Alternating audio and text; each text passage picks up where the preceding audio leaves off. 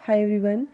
आज का हमारा टॉपिक है स्टीरियो आइसोमरिज्म। ठीक है, कल हमने स्ट्रक्चरल आइसोमरिज्म कंप्लीट किया। आज का हमारा टॉपिक है स्टीरियो आइसोमरिज्म। अब स्टीरियो आइसोमरिज्म क्या होता है? देखो, ऐसे कंपाउंड्स जिनका मॉलिक्यूलर फॉर्मूला तो सेम होगा, लेकिन जो अरेंजमेंट एटम्स की होगी या ग्रुप ऑफ एटम्स की होंगी स्पेस के अंदर, मतलब आई मीन टू से हियर इज स्पेटियल अरेंजमेंट, वो जो होगी वो डिफरेंट होगी। ठीक है, तो उसी को बोला जाता है स्टीरियो आइसोमर्स या फिर स्पेस आइसोमर्स बोला जाता है। अब जो इन फिनोमिनन होता है इसको बोला जाता है स्टीरियो आइसोमरिज्म। ठीक है, आई होप आपको यहाँ तक क्लियर हो गया होगा। उसके बाद अगर बात की जाए स्टीरियो आइसोमरिज्म की, तो these are of two types. Number 1 है geometrical isomer and the number 2 is optical isomer. ठीक है, अगर हम बात करते हैं जियोमेट्रिकल आइसोमर्स की, तो देखो जियोमेट्रिकल आइसोमर्स में सेम मॉलिक्यूलर फॉर्मूला होगा, लेकिन जो सेंट्रल मेटल एटम या सेंट्रल मेटल आयन के अराउंड जो अरेंजमेंट होगा, जो स्पेटियल अरेंजमेंट होगा, मतलब जो स्पेस के अंदर लाइगेंड्स का अरेंजमेंट होगा, वो डिफरेंट होगा। तो इस फिनोमिनन को बोला जाता है जियोमेट्रिकल आइसोमरिज्म। ठीक है, जियो यहाँ पर जीआई लिखा हुआ है, जियोमेट्रिकल आइसोमरी मतलब ये हो गए, मतलब जियोमेट्रिकल आइसोमर्स क्या हो गए? देखो, मान लो बीच में सेंट्रल मेटल एटम है या सेंट्रल मेटल आयन भी हो सकता है, इसके अराउंड जो लाइगेंड्स का अरेंजमेंट होगा, मतलब लाइगेंड्स किस तरह स्पेस में अरेंज्ड किए गए हैं वो डिफरेंट होगा। इसी को बोला जाता है जियोमेट्रिकल आइसोमर्स, और फिनोमिनन को क्या बोलेंगे? Geometrical isomerism. ठीक है, अब जो लाइगेंड्स होते हैं वो दो तरह से पोजीशन ऑक्यूपाई करते हैं, या तो वो एडजेसेंट मतलब 90 डिग्री के एंगल पे पास पास, ठीक है, या फिर कैसे अपोजिट पोजीशन मतलब 180 डिग्री एंगल पे। ठीक है, तो जो एडजेसेंट पोजीशन ऑक्यूपाई करते हैं उनको बोला जाता है सिस आइसोमर्स, और जो अपोजिट पोजीशन ऑक्यूपाई करते हैं उनको बोला जाता है ट्रांस आइसोमर्स। ठीक है, अब इसी को जियोमेट्रिकल आइसोमरिज्म को, इसको हम सिस ट्रांस आइसोमरिज्म भी बोलते हैं। ठीक है, क्योंकि इसमें सिस और ट्रांस दो तरह के कॉम्प्लेक्सेस हमें मिलते हैं, कंपाउंड्स मिलते हैं, तो तभी हम इनको बोलते हैं सिस ट्रांस आइसोमरिज्म। चलिए अब देखते हैं जियोमेट्रिकल आइसोमरिज्म इन 4 कोऑर्डिनेशन कॉम्प्लेक्सेस। कोऑर्डिनेटेड कॉम्प्लेक्सेस मतलब जैसे जो जो जिनके 4 लाइगेंड्स होंगे। अब आपको पता है 4 लाइगेंड्स दो तरह के कंपाउंड्स बना सकते हैं, मतलब अगर if there is centrally placed metal atom and that metal atom is surrounded by 4 ligands, और वो जो 4 ligands होंगे वो दो तरह के कंपाउंड्स बना सकते हैं। एक तो बनाते हैं टेट्राहेड्रल, जिसको टीडी से मैंने लिख दिया, और दूसरा स्क्वायर प्लेनर। ठीक है, टेट्राहेड्रल आपने मीथेन का स्ट्रक्चर याद करिए, जैसे कार्बन और ऐसे 4 हाइड्रोजन, ऐसा ही कुछ स्ट्रक्चर होता है। ठीक है, और स्क्वायर प्लेनर की अगर हम बात करें, तो जैसे मान लो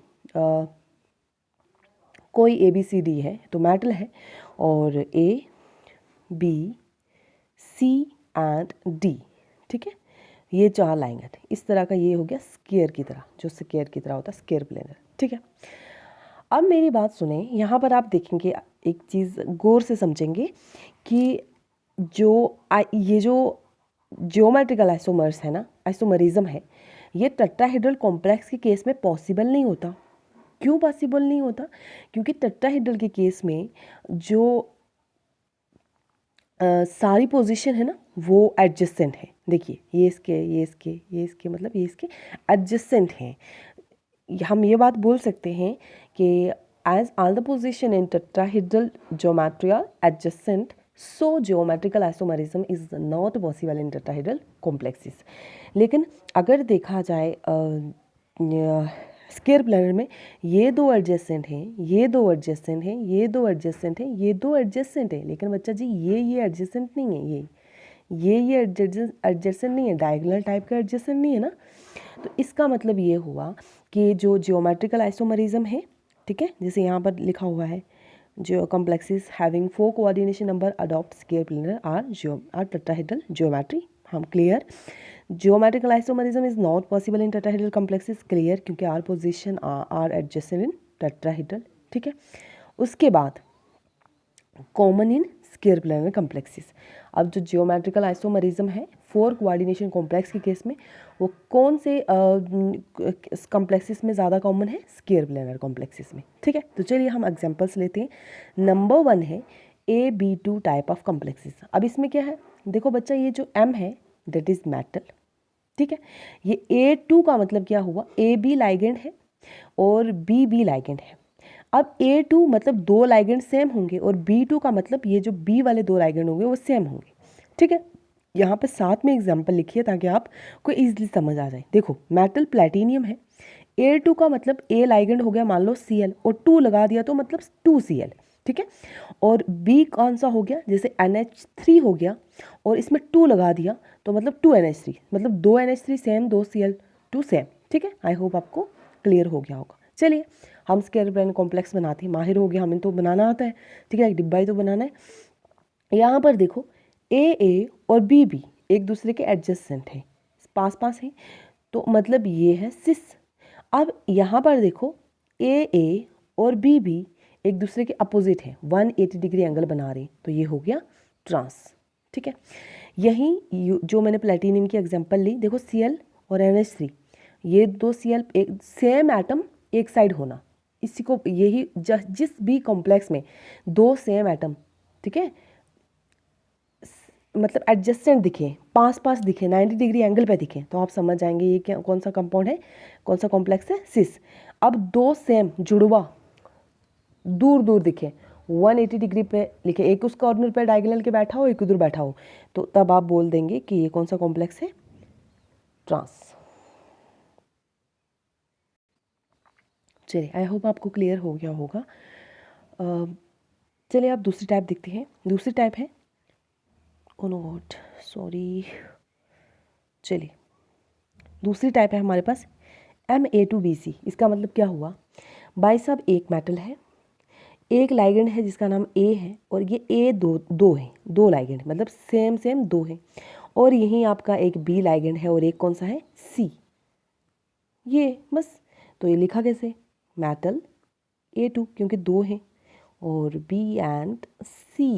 ओके, तो चलिए देखो यहाँ पर ये मेटल, ठीक है, ये ए देखो। अब इसमें केस में कैसा होगा, इस केस में ऐसा होगा कि जैसे प्लेटिनियम NH3 2 Cl Br, ठीक है, Cl देखो एक Br देखो एक NH3 दो है और Pt एक है। यहाँ पर देखो अगर मैंने क्या बोला हुआ है, आपको देखने हैं दो जुड़वा लाइगेंड, दो जुड़वा मतलब जैसे ट्विंस होते हैं ना, तो वो दोनों सेम अगर 90 डिग्री के एंगल पे हैं तो वो सिस है, अदर दूसरे दो सेम हो या डिफरेंट हो उससे कोई फ़र्क नहीं पड़ता। तो यहाँ पर ये दो ए भाई साहब दो है यहाँ पे पास में है, और यहाँ पर ये दो भाई साहब ए दूर दूर हैं। यहाँ पर ये 90 डिग्री का एंगल बना रहे हैं और यहाँ पर 180 का बना रहे हैं, मतलब ये हो गए डायगोनली और ये पास पास एडजस्टेंट हो गए, ये हो गया सिस, ये हो गया ट्रांस। इसी तरह ये जो एग्जांपल हमने ली थी, देखो दो अमोनिया है तो अमोनिया NH3 पास पास है तो ये सिस हो गया, और यहाँ पर ये दोनों दूर दूर है तो ये हो गया trans. I hope this much is clear to you. ठीक है, चलिए ये दो टाइप हमने कर ली। तीसरी टाइप देखते हैं MABCD। अब यहाँ पर आप कंफ्यूज होंगे और ये बोलेंगे कि मैम यहाँ पर तो देखो A B C और D, मैम कैसे एडजस्टेंट होगा, दो जुड़वा जुड़वा आपने बोला था, यहाँ पर तो कुछ भी ऐसा नहीं है, तो इस केस में हम कैसे बताएंगे कि इसमें जियोमेट्रिकल आइसोमरिज्म पॉसिबल है। यस, यहाँ पर पॉसिबल है। कैसे पॉसिबल है, देखो किसी एक लाइगेंड की पोजीशन फिक्स कर लो, चाहे B की करो, चाहे A की करो, चाहे C की करो, चाहे D की करो। करना क्या है, देखो जैसे मान लो आपका मन किया B को फिक्स करने का, ठीक है, B को आपने जैसे जैसे यहाँ पर देखते हैं, जैसे यहाँ पर मैंने इसको फिक्स रखा हुआ, लेट मी चेक वंस, ए को फिक्स किया हुआ, ये देखो ए को मैंने फिक्स किया हुआ। यहाँ पर क्या करना है, bye fixing the position of one ligand, किसी एक लाइगेंड में से आपको एक की पोजीशन फिक्स करो और दूसरे लाइगेंड को उसके ट्रांस रखते जाओ। पहले बी को रखो, फिर जैसे ए को फिक्स किया तो बी को उसके ट्रांस रखो, डी को रखो, सी को रखो, तीनों को उसके ट्रांस रख के इस तरह आपको 3 आइसोमर्स मिलेंगे। ठीक है, तो चलिए हम देखते हैं। आप यहाँ पे देखिए ए को हमने रखा, ABCD एक कॉम्प्लेक्स बना लिया। अब ए को मैंने फिक्स रख दिया और इसके ट्रांस मैंने किसको लगा दिया, पहले C था ना, अब B और D बचे हुए हैं तो पहले मैंने D को लगाओ या B को लगाओ, आपकी अपनी मर्जी, तो B को इसके ट्रांस रख दिया, फिर दूसरे कॉम्प्लेक्स में D को रख दिया, तो तीनों लाइगेंड को बारी बारी इसके ट्रांस रखा। मतलब इसके 180 पे लिखा एक लाइगेंड को फिक्स करके। तो इस तरह से आप बोल सकते हो, जैसे यहाँ पे मैंने NH3Cl Br तो इस तरह ये भी जो इस तरह का जो कॉम्प्लेक्स होता है ये ज्योमेट्रिकल आइसोमर्स शो करता है। ठीक है, तो बच्चा जी आज के लिए इतना ही। आई होप आपको समझ आया होगा और थैंक यू सो मच।